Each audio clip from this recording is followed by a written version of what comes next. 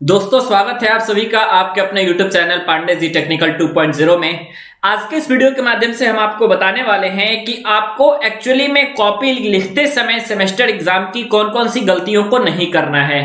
सबसे पहले मैं आपको बता दूं दोस्तों, तो आपके पास उतना समय नहीं है कि आप अपनी गलतियों से सीखें।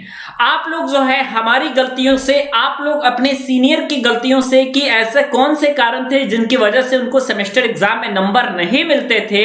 आप लोग हमेशा देखोगे तो आपके कुछ सीनियर होंगे, वो कहते थे कि सर हमने 50 में 50 लिख करके लाया है लेकिन इसके बावजूद भी हमें नंबर नहीं मिला, हमें 17 नंबर से कम मिला है। तो इसके पीछे का रीजन क्या हो सकता है? आखिर ऐसी कौन सी बात है कि भाई सेमेस्टर एग्जाम में बच्चे इतने ज्यादा फेल हो रहे हैं कि लगभग 1.5 लाख तक बच्चे फॉर्म स्क्रूटनी और री इवोल्यूशन का फॉर्म भर रहे हैं, जबकि पॉलिटेक्निक में कितनी कम सीटें हैं इस आपको ये पता है। ठीक है, तो कॉपी लिखते समय कौन कौन सी गलतियों को नहीं करना है, वास्तव में हम लोगों ने कौन कौन सी गलतियों को किए जिसकी वजह से कुछ सेमेस्टर में हम लोगों के नंबर कम आ जाए, आपको वो गलतियां नहीं करनी है। आइए देखते हैं कि आपको पॉलिटेक्निक सेमेस्टर एग्जाम की कॉपी कैसे लिखनी है।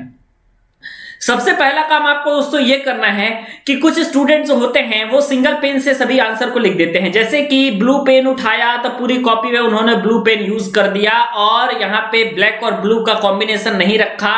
तो मैं आपको ये बताना चाहता हूं कि आपकी कॉपी में मल्टीपल कलर्स होने चाहिए, यानी कि आप जो है अपना ब्लैक से हेडिंग लिख सकते हो या फिर आप लोग स्केच पेन यूज कर सकते हो। जो छोटा वाला स्केच पेन होता है जिसकी मोटाई अभी जो मैं स्क्रीन पे आपके लिख रहा हूं इस मोटाई का आपके पास अगर पेन है कोई ब्लैक में तो वो यूज कर सकते हो आप हेडिंग के लिए।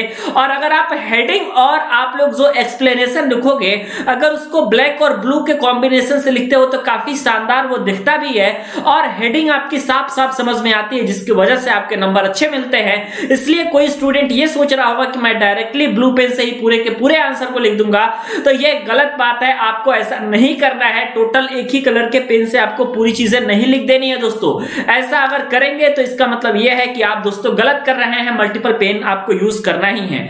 दूसरी बात यह होती है कि कुछ स्टूडेंट होते हैं वो बहुत कम राइट करते हैं, मतलब बहुत कम लिखते हैं आंसर को। जैसे कि एक पेज तो दूर की बात है, एक लाइन 2 लाइन 3 लाइन में ही मैक्सिमम वो जो है लिख करके चले आते हैं और लैंग्वेज बिल्कुल वही होती है जो उनके बुक की लैंग्वेज होती है, क्योंकि वही चीज वो याद करके आए रहते हैं।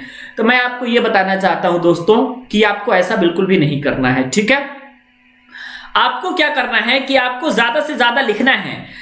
स्पेशली 3 नंबर और 5 नंबर के जो आपके क्वेश्चन आते हैं, अगर आप उसको 2 पेज में नहीं लिख पा रहे हैं, 2.5 पेज में नहीं लिख पा रहे हैं, तो भाई आपका पढ़ना बेकार है, नंबर आपको नहीं मिल पाएगा। 5 नंबर के क्वेश्चन को आधे पेज में कोई 5 नंबर नहीं दे पाएगा आपको, चाहे आप कितना भी अच्छे लिखे हो।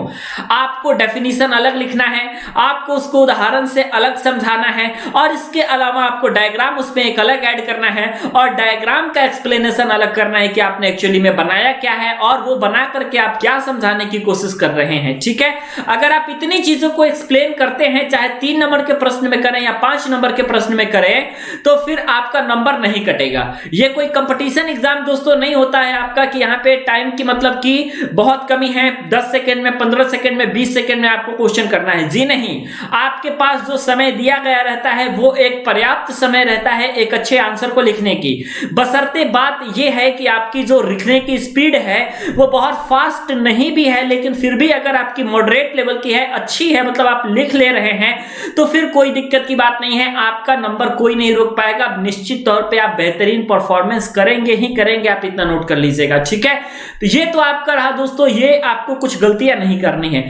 तीसरा आपका ये रहता है कि कुछ स्टूडेंट ये करते हैं कि पूरी तरीके से थ्योरी वो पूरे मतलब पेपर में लिख कर चले आते हैं, ना ही वो किसी प्रकार का न्यूमेरिकल टच करते हैं और ना ही वो किसी प्रकार का डायग्राम बनाते हैं। सपोज दैट मान लीजिए कि आपके पेपर में डायग्राम नहीं भी आया है, लेकिन फिर भी अगर आप 3 नंबर या 5 नंबर या 2 नंबर के क्वेश्चन को लिख रहे हैं तो आप कोशिश कीजिए कि ज्यादा से ज्यादा उसमें हम डायग्राम को ऐड करें। ठीक है, हालांकि मैं बताऊं तो आपका जो है पेपर ऐसा बनाया जाता है जैसे कि उसमें अगर आपका डायग्राम नहीं भी हो लेकिन फिर भी जो है आप अपने तरफ से एक्स्ट्रा डायग्राम ऐड कर सकते हैं। ठीक है, एक्स्ट्रा डायग्राम ऐड कर सकते हैं और उसका एक्सप्लेनेशन कर सकते हैं। अगर इतनी चीजें की हैं तब तो आपको नंबर मिलेगा, नहीं किए हैं आप तो नंबर नहीं मिलेगा। आपका जो डायग्राम है दोस्तों, कोशिश कीजिएगा आप लोग कि पेंसिल से ही बनाए। कुछ स्टूडेंट होते हैं पेन से डायग्राम बना देते हैं और पेन से डायग्राम बनाने का नतीजा दोस्तों ये होता है, आपका पेन से डायग्राम बनाने का नतीजा आपका ये होता है कि अगर कहीं डायग्राम गलत हो गया या फिर डायग्राम सही बना लिया, उसका नाम लिखने में कहीं गलत हो गया तो वो पूरा जो है आपकी कॉपी खराब हो जाएगी, अच्छी नहीं दिखेगी। और अगर आपकी कॉपी में कहीं भी कट पीट है, कहीं मान लीजिए कहीं गलत ही लिख दी, मान लीजिए मैंने एक्स्ट्रा की स्पेलिंग गलत लिख दी, तो आपको इस तरीके से पूरे जो है उसको छुपा देने की जरूरत नहीं है कि वो दिखना नहीं चाहिए। आप जो है उस पर सिंपल एक जो है ऐसा लाइन भी खींच सकते हैं, जैसे कि मान लीजिए कि हमने ये एक्स्ट्रा लिख दिया, मान लीजिए कि स्पेलिंग ये गलत है, तो आपको सिंपल इस पे एक लाइन सीधी चला देनी है, बस। इससे ज्यादा आपको उसमें कोई छेड़खानी नहीं करनी है। ऐसा प्रोसेस तो आपको बिल्कुल भी नहीं करना है जिससे कि आपकी कॉपी गंदी दिखे। वैसे भी मैं आपको बताऊं कि बहुत ही बेहतरीन क्वालिटी की जो कॉपी होती है, शायद जो महंगी वाली कॉपी आती है, पूरी सादी कॉपी जो होती है वो आपको नहीं मिलती होगी जहां तक हमें उम्मीद है। और मैंने भी सेमेस्टर एग्जाम दिया है तो बहुत बेहतरीन क्वालिटी की कॉपी नहीं मिलती है, इसलिए उस कॉपी में आपकी हैंड राइटिंग बहुत ज्यादा इंपॉर्टेंट हो जाती है। ठीक है, इसके अलावा अगर मान लीजिए कुछ विद्यार्थियों का हैंड राइटिंग सही नहीं है, फिर भी आप जो है दो वर्ड्स के बीच का गैप इतना प्रॉपर रखें ताकि आपने जो लिखा हुआ है वो पूरी तरीके से समझ में आए कि भाई आपने क्या लिखा हुआ है। ठीक है, अगर आपने दो वर्ड्स के बीच के गैप को प्रॉपर रखा है फिर कोई दिक्कत की बात नहीं है, आप अपना नंबर बेहतर लाएंगे। अगर आपके आंसर को एग्जामिनर पढ़ ले रहा है, इसका मतलब यह है कि आपके नंबर में कोई दिक्कत की बात नहीं है, आएंगे नंबर आपके बिल्कुल।